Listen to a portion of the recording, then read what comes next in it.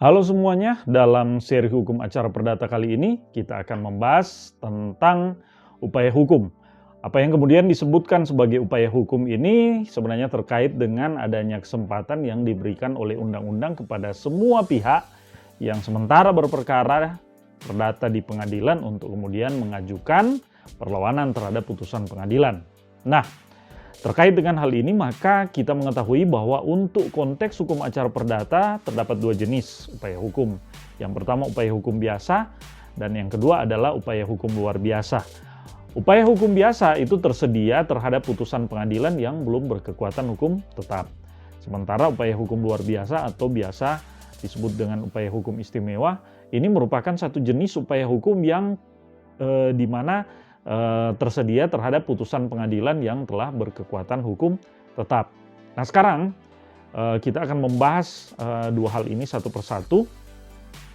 Terkait dulu, yang pertama adalah upaya hukum biasa. Upaya hukum biasa ini meliputi yang pertama verset atau perlawanan.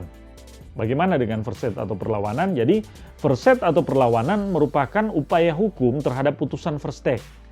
Nah, verset pada dasarnya disediakan bagi tergugat yang berkeberatan kemudian atas putusan ketidakhadiran atau verset. Menurut Lilik Mulyadi, beliau mengatakan bahwa pada praktek peradilan, verset itu dilakukan tergugat kepada pengadilan negeri yang menjatuhkan putusan verset, dan kedua perkara tersebut, verset dan verset dijadikan satu dan dalam register diberi satu nomor perkara, dan sedapatnya perkara tersebut menjatuhkan putusan verset. Yang kedua, banding. Bagaimana dengan banding? Upaya hukum banding ini adalah upaya hukum terhadap putusan pengadilan negeri. Syarat formal yang harus dipenuhi oleh pihak yang berkeberatan terhadap putusan pengadilan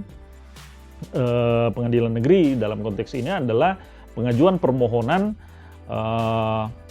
pemeriksaan tingkat banding yang harus tentunya diajukan dalam waktu yang sudah ditentukan. Tenggang waktu yang ditentukan adalah 14 hari. Nah, pihak yang mengajukan permohonan banding dapat mengajukan memori banding. Nah, perlu diketahui bahwa pengajuan memori banding ini bukan sebuah kewajiban. Jadi ini adalah sebuah hak. Jadi tidak ada kewajiban sesungguhnya untuk mengajukan memori banding. Kalau ada kemudian memori banding, maka kepada pihak lawan kemudian diberikan kesempatan untuk mengajukan kontra memori banding. Yang ketiga adalah kasasi. Pihak yang berkeberatan terhadap putusan pengadilan tingkat banding atau putusan pengadilan tinggi, ini kemudian dapat mengajukan sebuah permohonan pemeriksaan ke tingkatan yang lebih lanjut, yaitu ke Mahkamah Agung dan disebut sebagai upaya hukum kasasi. Nah, ada dua syarat formal agar permohonan pemeriksaan tingkat kasasi ini bisa kemudian diterima. Yang pertama, mengajukan permohonan pemeriksaan tingkat kasasi dalam waktu 14 hari sejak putusan pengadilan tinggi diberitahukan. Yang kedua adalah mengajukan memori kasasi dalam tenggang waktu 14 hari sejak permohonan pemeriksaan kasasi itu diajukan. Bagaimana dengan alasan-alasan? Nah, ada alasan-alasan yang dapat digunakan dalam permohonan kasasi, itu sebagaimana diatur dalam Undang-Undang Nomor 14 Tahun 1985, Pasal 30, Yunto Undang-Undang Nomor 5 Tahun 2004. Yang pertama, iudex facti tidak berwenang atau melampaui batas wewenang, itu dapat dijadikan alasan. Yang kedua, alasan berikutnya adalah iudex facti salah menerapkan atau melanggar hukum yang berlaku, salah menerapkan atau kemudian melanggar hukum yang berlaku. Yang ketiga adalah iudex facti ini lalai memenuhi syarat-syarat yang diwajibkan oleh peraturan perundang-undangan yang mengancam kelalaian itu dengan batalnya putusan yang bersangkutan. Nah, demikian tentang upaya hukum biasa. Bagaimana dengan upaya hukum luar biasa? Upaya hukum yang luar biasa ini yang pertama adalah peninjauan kembali. Peninjauan kembali itu ditujukan terhadap putusan pengadilan yang telah berkekuatan hukum tetap, yaitu putusan pengadilan negeri yang tidak dimohonkan banding. Putusan pengadilan tinggi yang tidak dimohonkan kasasi. Nah, peninjauan kembali itu kemudian diajukan ke Mahkamah Agung Republik Indonesia. Peninjauan kembali ini hanya bisa dilakukan satu kali saja, itu yang perlu dipahami. Nah, Adapun alasan-alasan peninjauan kembali adalah apabila putusan didasarkan pada suatu kebohongan atau tipu muslihat pihak lawan yang diketahui setelah perkaranya diputus atau didasarkan pada bukti-bukti yang kemudian oleh hakim pidana dinyatakan palsu. Itu alasan pertama.